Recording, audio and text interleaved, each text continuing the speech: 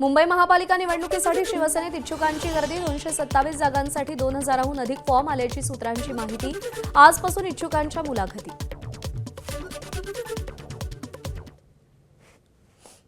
महापालिका निवडणुकांसाठी भाजपकडून मायक्रो प्लॅनिंग कार्यकर्त्यांसाठी 40 कलमी कार्यक्रमाची आखणी, तर संघ पदाधिकाऱ्यांशी समन्वय साधून प्रचाराची रणनीती आखण्याचे निर्देश। शिंदे गटासोबत युतीच्या सूचना, पण राष्ट्रवादी संदर्भात निर्देश नाही।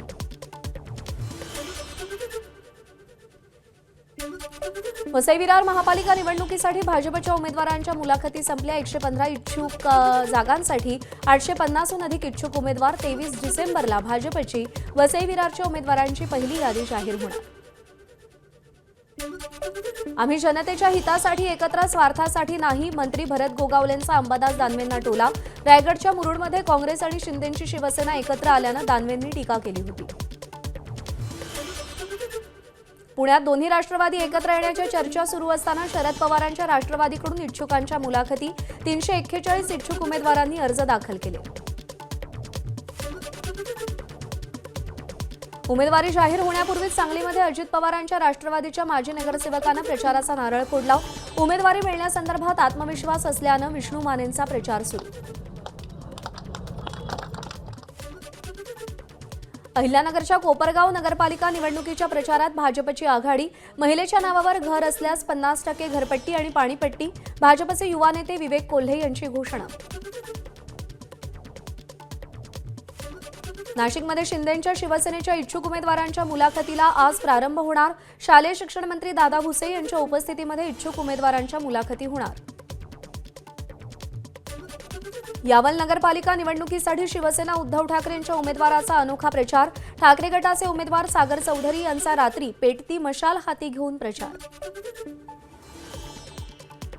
धुळ्यामध्ये महानगरपालिका निवडणुकीच्या पार्श्वभूमीवर इच्छुकांकडून कर भरण्यास सुरुवात, तर महानगरपालिकेच्या तिजोरीत तब्बल 22 लाख रुपये जमा।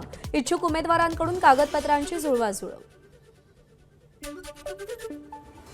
गडचिरोलीच्या आरमोरीमध्ये 4 जागांसाठी 20 डिसेंबरला मतदान। 19 उमेदवार निवडणुकीच्या रिंगणात। वैध ठरवण्यावरून आलेल्या आक्षेपांमुळे गडचिरोली आणि आरमोरी नगर परिषदेची निवडणूक स्थगित करण्यात आली होती। यवतमाळ नगर परिषद निवडणुकीसाठी पालकमंत्री संजय राठोडांचा प्रचार सभांचा धुरळा।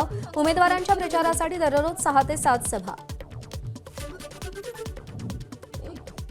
अमरावतीत अंजनगाव नगरपालिकेचा प्रचार शिगेला। 20 डिसेंबरला अंजनगाव सुर्जी नगरपालिकेची निवडणूक होणार।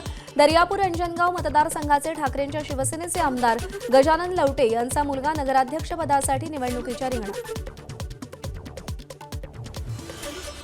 नागपूरमध्ये काँग्रेस इच्छुकांची शहराध्यक्ष आणि आमदार विकास ठाकरेंच्या कार्यालयात तिकिटासाठी गर्दी। 151 जागांसाठी काँग्रेसकडे 1500च्या वर इच्छुक उमेदवार। नागपूरमध्ये काँग्रेस स्वबळाच्या तयारीत असताना प्रदेश नेतृत्वाकडून आघाडीच्या सूचना। लातूर महापालिका निवडणुकीसाठी काँग्रेसची इच्छुकांची मोर्चेबांधणी सुरू। इच्छुक उमेदवारांच्या मुलाखतींना सुरुवात।